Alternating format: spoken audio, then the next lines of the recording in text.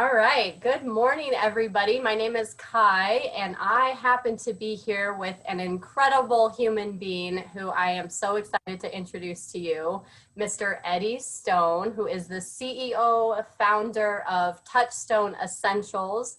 And that started essentially with the Pure Body Extra Zeolite spray. Is that correct?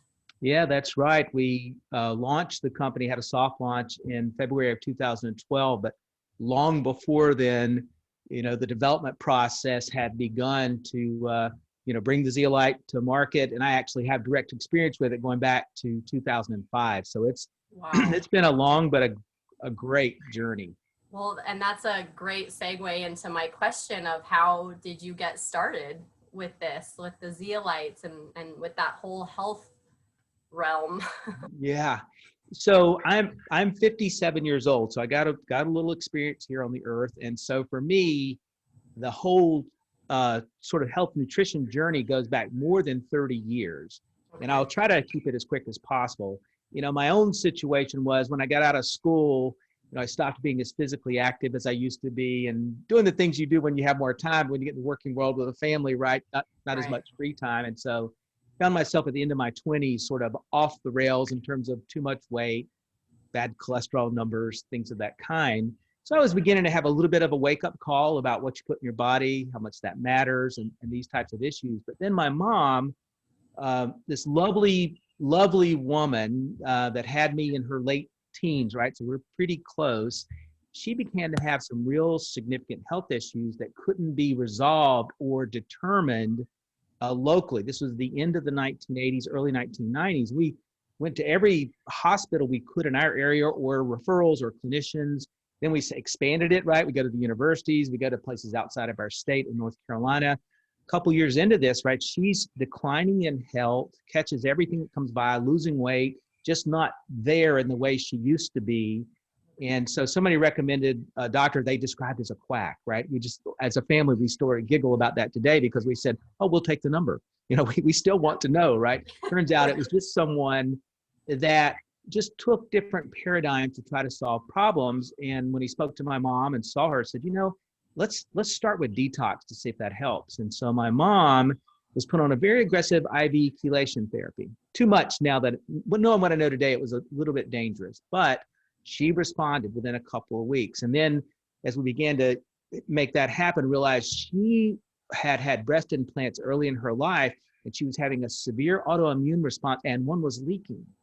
Oh, So wow. the chelation, improved diet, get the implants removed, she begins to return to good health. And I'm like, oh, okay, detox, toxicity. I really began to think about that. And that began this career in supplements that's just year after year after year grown.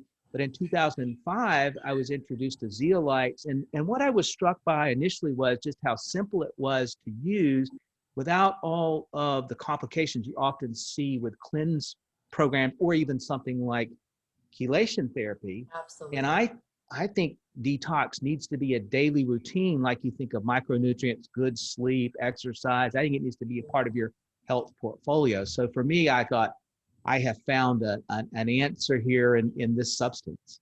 Wow. Wow, that's so cool. I love that story and just how you have such a personal relationship with why this started. It's not like you just saw an industry that was making a lot of money and you jumped in and said, I can do this. The story is so important, and to be able to know that you have a reason behind it. So, I want to kind of get in a little bit to more of how the company started with the spray, the Pure Body Extra spray. Tell me, was that the first product that you ever had, and the process of that? And then maybe we'll talk about some of the people and kind of try to clear up a few of the rumors and the misconceptions that have been going on with Touchstone versus another company. Sure. I'll bring up in a little bit. So talk to me about that. How did you get started? The Pure Body Extra, kind of the process with that and the people involved. So before 2010, my career, I had been working with really conventional supplements, right? Just conventional in the sense of just like you find 99% of all the supplements that are out there today, which are made of isolates or derivatives. mimicking the chemical structure of the real food, but essentially they're not supplements that are as bioavailable as we wish they were, right? It's just sort of the conventional knowledge. And so when I made the decision to start Touchstone, I had been a minority partner in another supplement company, and my partner, who was the majority, just didn't see things eye to eye. My focus was on moving to the whole foods, quality control issues like this, and he just saw it differently. So rather than live in that conflict, I asked him to buy me out, which he did, and I'm thankful for that. And it gave me that opportunity to go out there and cultivate with farming communities and co-ops and others these opportunities to bring whole food supplements to the marketplace, but at the same time running down the path of working with Zeolite. And so my intention, which is what we did when we launched the company, we had Zeolite for detox and we had whole food supplements to put the good stuff back in. So our simple philosophy was get the bad stuff out, put the good stuff in, right? And so that's how we launched the company in 2012. The process for developing the zeolite, in our case, we believe it needs to be the naturally mined zeolite. There's a variety of reasons. One, we think it's superior because of its structure and how it holds together in the body. So that's kind of one aspect of it. But two, if you look at the safety information globally, not just in the US, but in Europe and throughout Asia, the GRAS status that clinoptilolite, which is the sheet-like zeolite that we use, comes from the FDA because of this long existing safety information about the naturally mined zeolites, and they are also the ones that have been a part of the food supply that give them the GRAS status with the FDA. I'm a safety marm, I mean, it's just, people are putting this stuff in their body that's really critical to me. And so I would never really get away from that. Plus I have just challenges from a sustainability and other things with synthetics. And so there's just a whole host of reasons that I guess don't matter for this conversation. But the bottom line is we chose to work with a naturally mined zeolite. We found a pristine mine, one that, is that here in the US? It's here in the US. Okay. And it's one that, of course, back then, Prop 65 wasn't really an issue, but it's one that out of the ground, the zeolite is Prop 65 compliant. So there's a safety measure there. And there's a lot of data. But we also knew that by having this sourcing, we could then go through and do the other things we wanted to do. One, we had a proprietary process we developed, which would allow us to prep the cages to enhance bioavailability and also enhance that ionic exchange, which is really what makes it work inside the cage structure. I might want to dive into that more with you in a little bit too. We will. Yeah, sure. And then we also had milling sources that would allow us to take it to a nano level. So we first came out with the regular, and then a couple months later, the nano size product came out. I want to guess April of 2012. And the regular is just the pure body drops. Is that the pure body drops? That's right. And the two have to be sort of separate because the drops are really designed to focus on the gut. Right. And so the sizing is 0.5 microns because if it gets smaller than that, some of it will migrate out of the gut and get into the soft tissue in the bloodstream. So we want to keep it in the gut there. So, and then of course the nano is important because it can reach at a cellular level. I mean, we actually take water, most people realize has a structure to sort of strip back the structure with ultrasonic sound, reassemble it around the zeolite so it becomes the centerpiece of the structure, right? So anywhere water goes in your body, so at the cellular level, and that's critical because when you talk about heavy metals and other environmental pollutants, you're talking about angstrom size molecules. Right. So you need something of a similar ilk in terms of size in order to bind, match, and work with that. And so that's why that strategy was chosen. Love it. And then who did you have help develop this whole process, the drops, the spray? Were you working with doctors, that sort of like scientists? Yes, we were. And so I have a good idea of where this is going, right? So, okay. So we have worked consistently with a couple of different universities that have equipment that, really unless you're a multi-billion-dollar company, you don't have easy access to. So we've worked with several universities and then some professional organizations and then several individuals, but one of those was Tracy Holford.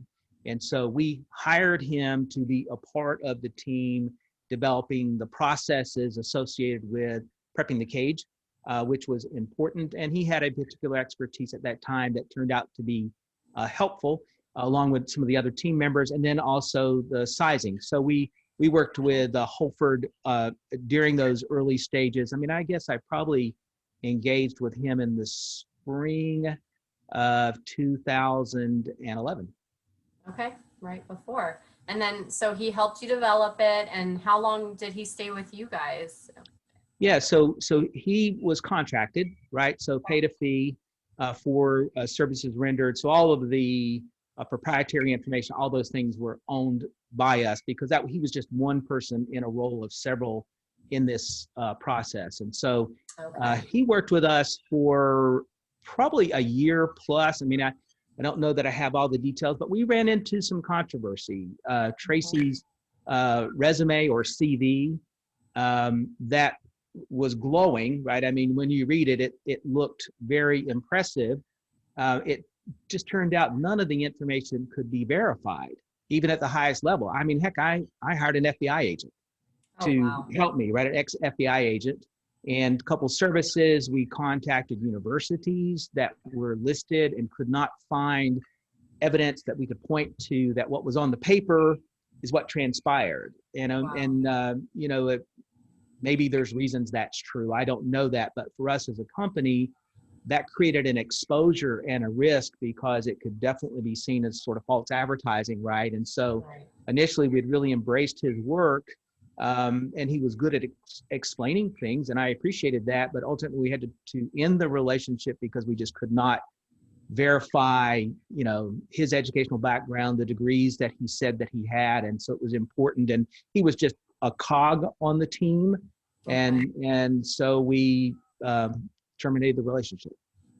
And in doing that, had he signed non-disclosure agreements and things like that, where he couldn't take any of your proprietary information to another company, say? Is that the Oh case? yeah, we have a solid proprietary agreement, right? Non-disclosure, and it's very clear that we own all the technology associated with things. But you know, at the end of the day, it's not always easy to prosecute those kinds of documents. And so he went out to Yeah, ostensibly sell what had been developed on our dime at a right. very significant six-figure cost. With another And company. yeah, and he found a buyer, and they chose to change the sourcing, believing that would be a way to get around, you know, our rights. And I guess maybe that's true because they're still in business today. But the reality is, even if we had tried to prosecute people that don't have assets, right, it's very difficult to control. And at the end of the day, if somebody else wants to be competitive with us, that's okay. I like our chances. We're very fair-minded people and excel in customer service and quality assurance. And so I'm okay. There's plenty of competitors out there. That's fine. Well, it would make sense why, I mean, he would be covering a little bit, and they might go with this company. I believe it's Coseva that he went to, and, you know, they had to turn synthetic or look at that route, maybe rebranding another industrial type zeolite or something like that, where it was just a little bit easier, cutting a little bit of corners, but also not getting himself in complete trouble with stealing, Yeah. you know, everything from you. So that was my And I have no idea if the other company knew anything about us, right? There's sure. no reason for me to know that one Right. way or the other. This is Right. just, and I'm not even really judging this situation. This is just what happened. Yeah, I was absolutely. there and lived every moment of it, and that's the story. Yep. Okay. Well, thank you for clearing that up. So I guess what we could do is just move on to a little bit more of the science behind the natural zeolites and why you feel that it is so much better than synthetic, and talk about maybe the fact that there's kind of this idea with people who are into either the synthetic or the natural, with the heavy metal in the natural zeolite. I know there's been a concern that's come up where they say, well, you know, zeolites do this job to remove heavy metals, so the natural one obviously has to have all this heavy metal in it, right? So talk about that a little bit. I know the fact that they usually come from like volcano sources doesn't actually really have a lot of heavy metals in volcanic rock as it is, but talk about that a little bit more and maybe the process there. Okay, so the way the natural forms, and so just for everybody out there, right, we can go Yes. back really hundreds of years to Chinese clay eating societies to sort of see where zeolite begins to show up in literature at some level. People Right. back then had dysentery, which is often fatal, right, because there was just no examination or understanding of what's causing this person to have runaway diarrhea. And so they'd be outcast from their communities from a safety Oh, goodness. standpoint. They go live by river sides or creek sides. They begin to literally dirt for survival. And lo and behold, some people get rid of the dysentery. And some of that clay had zeolite in it, which Okay. was disrupted to the replicating process with the viruses and things that were causing the dysentery, right? So one of these accidental discoveries, right? And you can fast forward to the Romans using clay with zeolite in it to manage their water systems and their sewage systems. They were successful at establishing large urban city centers way before anybody else because waste and waste germs and disease had always caused that to be a problem in the past, right? And so it's got this long history. When you look at the details of this, here's one bottom line for me. What we really know globally in terms of human and animal consumption is about naturally mined zeolite, Right. which in and of itself is enough for me, right? I mean, that's where the story starts for me because that's where the safety data exists. As Right. you look at the development of synthetics, and synthetics have a wide scope of use, including cleaning up waterways and sewage systems and things of this kind, but also one of the grandest usages are they're used in automobile tire rubber because their reflective quality Right. dissipates heat and causes rubber to last longer. And it's a lot cheaper than other synthetic type materials they may choose to use. Synthetic zeolites are just cheap, right? And so it's easy to use in that regard.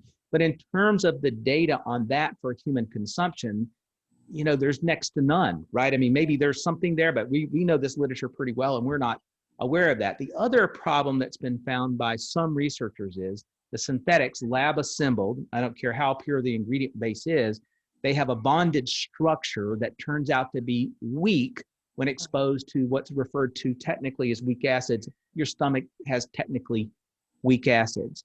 That's not true of naturally mined clinoptilolite. It has a much stronger bond, one that cannot be broken down by weak acids. And so these are just sort of those critical factors when you're trying to think of long-term use by people. How do you make it the most efficacious possible, right? Synthetic versus natural, you got to also think about, does it work, right? How well does it work, right? What's the long-term implications of how it works?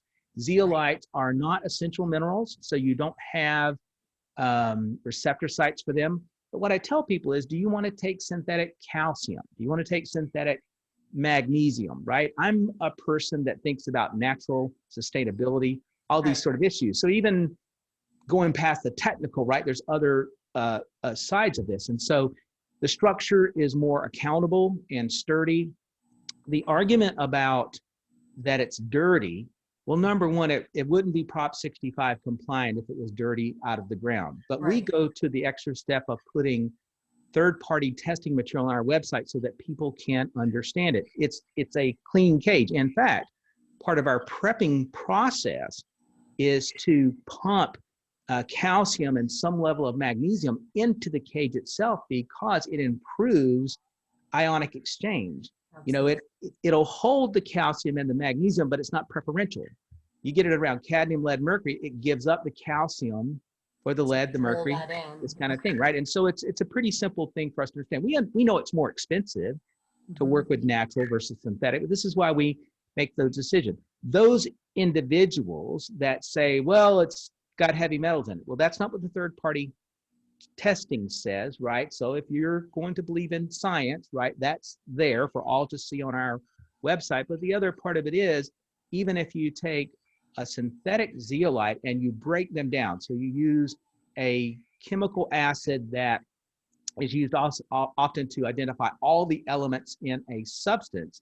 Sure. Well, you would find that that structure, the carbon, the aluminum, all those things would show up there, but they're not accessible by your body. This is true of lots of things that you ingest. They have a bonding, and this would be true of Right. synthetic as well as natural. So they're not making rational apple to apple comparisons. They're trying to pick something out and use it out of context, and that's fine. If that's what they want to do, great, but it's not correct information. Right. Well, and I think people understanding the science of it. I mean, we got to go back to middle school and high school and college chemistry, you know, sometimes. So being very clear that aluminum, just as itself being absorbed into the body, is not the same as a bonded aluminum molecule in a chemical formula for a substance or a mineral. And it can't be broken down. Yeah, and that's only just one component. So there's 4 carbons and the 1 aluminum, right? So it's not even the principal part of what creates that structure. So if somebody wants to try to talk about that stuff to sell their inferior product, that's on them. And so you're saying that when the natural zeolite that you use for Pure Body Extra and for Pure Body is mined, right when it's mined, it's actually tested even before a cleansing process. And even that test shows that the levels of heavy metals are so low that it is GRAS status and Prop 65. Compliant, that's right. Right, out of the ground. And in fact, our process is really more about prepping for effectiveness. Got it. Than cleaning. It's clean when we start, right? Right. I'm so sure there are sorts cleaning, or what is that prep process? I know you talked about the water, encapsulating it in the water, and that's so cool that you use the sound. You said you use sound basically. Ultrasound wave technology is really what causes that to get trapped inside the water cluster. So it's a proprietary process, but principally it's just using heat cycling. Okay. So ultra processed water, you might think of something like a food grade vinegar type substance, and then just cook over and over again, driving those calcium and magnesium particles into the zeolite, right? It's intensive, but it's super effective. What comes out on the other end is just a highly effective product. I love it. So there's no harsh chemicals used to try to pull out other metals, nothing like that. It's no, and unnecessary. So just if that's being said, I haven't heard that before. If that's being said, it's just someone just doesn't know the fundamental biochemistry. Yeah, I mean, that was definitely a rumor we did need to clear up. So there we are. I'm glad we have it. So how about with this GRAS status? Do synthetic zeolites come with that? I've actually heard from a couple other companies that are synthetic zeolites. They keep saying that their zeolite is GRAS status. So can you clarify if that's possible? In my opinion, they're adopting the term, right? Okay. What they're doing is they've got a representative molecule as a synthetic of the natural, and they're saying, well, if the natural has it, then we have it. We can't find any basis in the literature from the FDA to say that that's true, right? Okay. So in my opinion, they're interpreting the literature for the naturally mined product that has the GRAS and saying, well, that's got it, we've got it, right? Which we don't believe that's exactly how that works. Kind of like using the studies for the natural for the synthetic, but. Same, yes, exactly, right? So, but you can't call a synthetic blueberry and a blueberry are 2 different things, right? That's absolutely right. I mean, it is a whole world out there of non-GMOs, that everyone's talking about, so. Yeah. Okay, so let's talk about one of the things that I have seen is the amount of sprays that you have to use with Pure Body Extra versus, say, the Coseva's spray, the advanced TRS. They say, I think it's 5 sprays a day, and then they say, well, you have to pay more to use more, sort of thing. So can you kind of clarify that a little bit? So, and we've tested, as I know they've tested our product, right? We've tested that product, and we test everything on the marketplace just to make sure we understand what's going on. Sure. Fundamentally, TRS and the other nano products have essentially the same amount of material in them, right? Whether it's the synthetic zeolite in their case or the natural for us, they're going to have the same sort of weighted volume. It may vary slightly, but you can only get to a certain size before it falls out of solution. Just like all of them, whether synthetic or natural, you start out with a baseline nano size, but eventually it will do some reclustering, right? Okay. In our work and our research, we have found that the synthetics recluster more aggressively than the natural, but that's really semantics because at that nano size, even after a modest reclustering, is still doing all the things people want it to do in terms of how it works in their body. Right. And so those are essentially those, those elements there. And, the reason we sort of make that decision on why we choose to do the nano. Yeah, absolutely. And it's so important for being able to reach all the parts of the body too. So essentially it's cost effective and not wasting material one way or the other. It's kind of apples to apples in a sense. Yeah, that's right. And so when someone says, well, this label says 6 sprays and this one says 12, there is some subjectiveness to that, right? We believe on our research that 3 sprays 3 times a day is the direction someone should go. And so to accomplish that, that's why we create the volume we do and the bottle size that we do. Okay. Their product doesn't have any more density to it. Maybe that's the best way to think of it. There's no more density to the amount of zeolite in that product. You're just simply getting less if you use less sprays. You can try to argue that other ways, but they've not defied physics and created a more dense right. Concentration. There's just limitations on how concentrated it can be before it begins to fall out of solution. That's just the fundamental of the chemistry.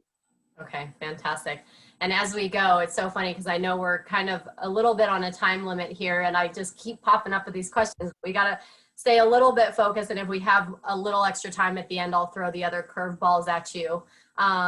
One thing I do want to talk about that's so important from my background and my knowledge in health and supplementation and nutrition, free radicals and detoxing and all of that is the mineral exchange that actually happens in the body, and how when you take something away, you really have to give something back better, so that it creates homeostasis and balance in the body. There aren't free radicals just bouncing around and causing damage to cells and mitochondria and things like that. I would like for you to talk about that ionic exchange with Pure Body Extra and why that is so important versus the fact that a synthetic zeolite does not do that.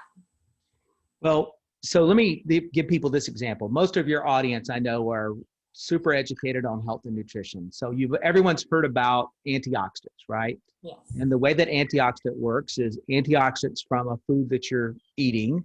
Let's say a blueberry and the blue skin of the blueberry, right, which is one of the most powerful antioxidants that we have access to.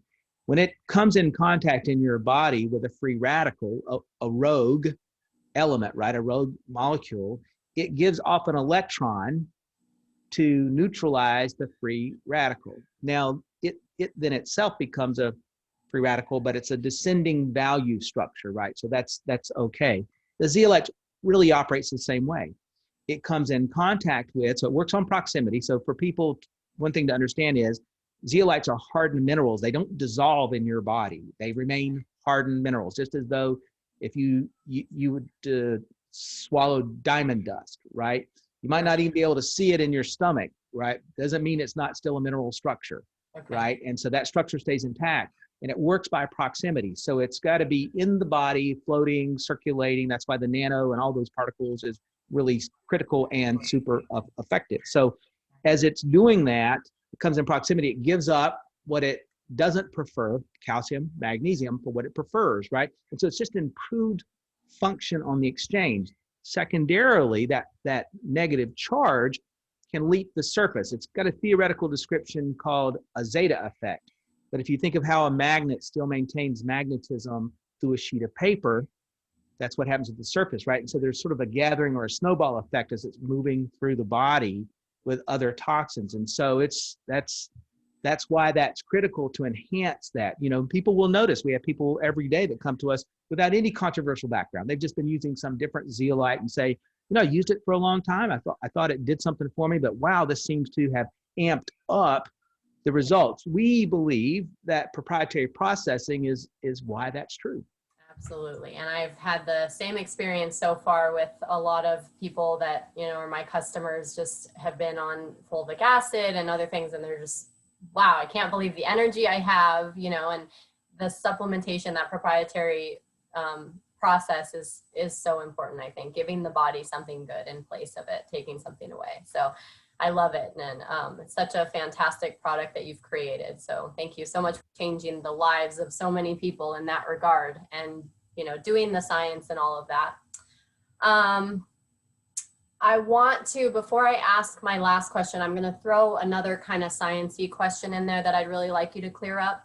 Um, so we are having kind of a understanding about what the chemical formula of this other brand is and why that chemical formula, even though the compounds of it, carbon, aluminum, magnesium, are there, why is it such a different zeolite, or maybe it's not even capable of being considered a zeolite, specifically a clinoptilolite, if the chemical formula is in this sequence, you know, basically the bonds being weaker, that sort of thing. I mean, it would determine that it's a completely different compound or mineral in a sense, correct?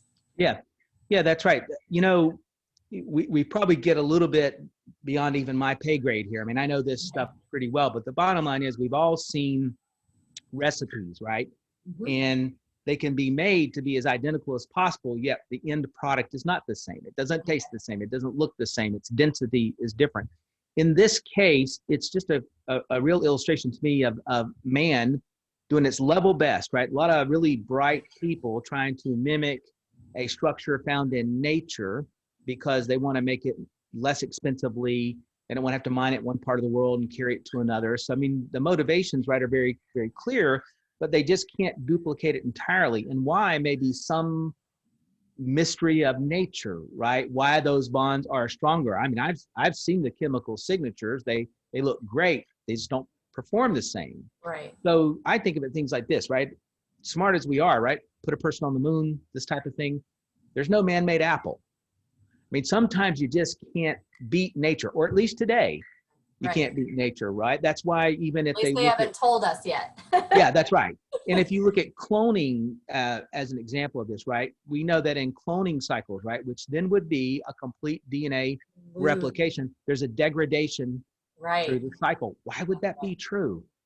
I don't have that answer. Oh, you I gave me just chills. I don't know. It just feels yeah. right. Yeah, and so you can look at, so where cloning in the world today is legal is with racehorses. Not in all countries, but in some countries it's encouraged. And they know that after one or two cycles, a cloned thoroughbred racehorse is no longer capable of matching or approaching the performance of the predecessor or the parent, Right. right? The origin beast that would be there.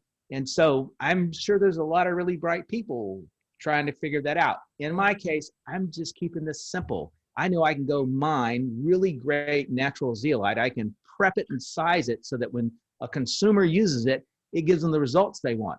It's just that simple. Why would I go and fuss with the other part? Because there's no demonstration of anything superior except they do save money, right? They're producing a less expensive product. Fair enough.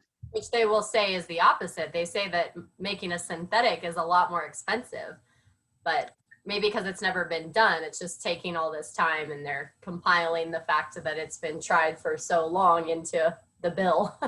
I guess. Well, you can go out there and price what you can buy synthetic zeolite for by the 40-pound bag, and most people see real quickly. The difference. Yeah. Yeah. Okay. Fantastic. Do you want to talk about the rumor, and you don't have to, but if you want to clear that air, because there might be some people watching who have talked about this. You were involved with a company, Wyora, Yes. before. What was your involvement there and what happened? I honestly had just seen somebody say something and I didn't look into it. So I figured, you know what, why not just ask Eddie Stone himself? Oh yeah, and it's not a rumor. I mean, I worked at that company for a long time, and you know, we did some good work. So that company was founded back in 2004. A gentleman by the name of Stan Trollstein, who had been the CFO of a company I had worked with, and we had developed some level of relationship. He said, "Hey, I'm going to start a company, and I think you know this network marketing business and nutrition about as well as anybody I know." He says, "Would you like to be my partner?" He says, "There's a minority partnership part." So I was a 20% owner of the company. It was a great opportunity for me and my family, and so I chose to do it. And so we worked that business quite diligently, but over time, my interest in nutrition on a personal level and a professional level just continued to grow, right? The more I learned, the more I knew, the more fascinated I was. I was frequently called a nerd for these things I was reading and looking at, but I just enjoyed it. And I enjoyed understanding what people put in their body, what happens, the output of good health. I mean, all these sort of dynamics. And for him, it wasn't the same. In fact, he wanted to go to a different direction. So that's the Okay. reference So I made that of was somebody. the person you were talking about at the beginning that bought you out. Right, that's right. He bought me out Okay. during And that time. And so my part of that company was in the marketing, working with the field and the customer support group. I wasn't involved in the manufacturing, but I had a general assumption things were being doing on the up and up. And I believe that they were. It turns out during that period of time, there were batches of their product that were being output that did not meet label claim.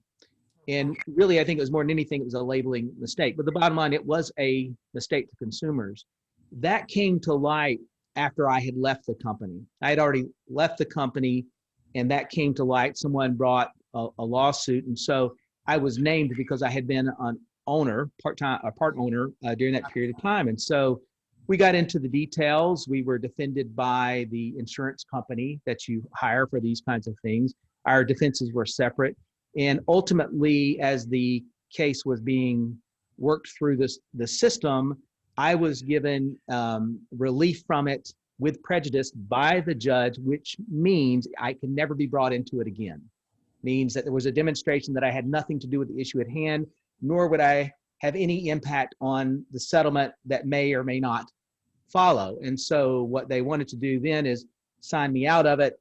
The settlement itself had some quality of non-disclosure. I wasn't a part of any of that, so I was relieved of my participation. But it did occur while I was a part owner. I've never shied away from that. I wished it happened. I do think they financially made the people whole that had been a part of it, but there were no charges or things of this kind to the best of my knowledge. But hey, that's something that happened in my career and pretty instructive about quality control, I'll tell you that.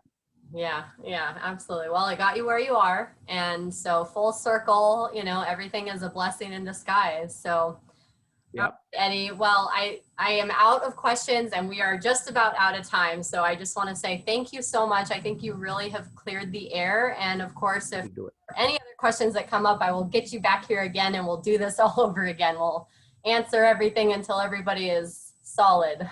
Absolutely. Appreciate your time and your advocacy for what we're doing. And for those that see this, hey, give it a try. Everything's unconditionally guaranteed. I know that you guys have put together a great introductory offer. And so I hope people will take full advantage of it, right? That's why it's there.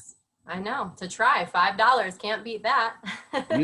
It'd be hard to. It would. All free, but Yeah. All right, Eddie. Thank you so much. I hope you have a wonderful rest of your day and we will talk with you. Okay. Bye-bye.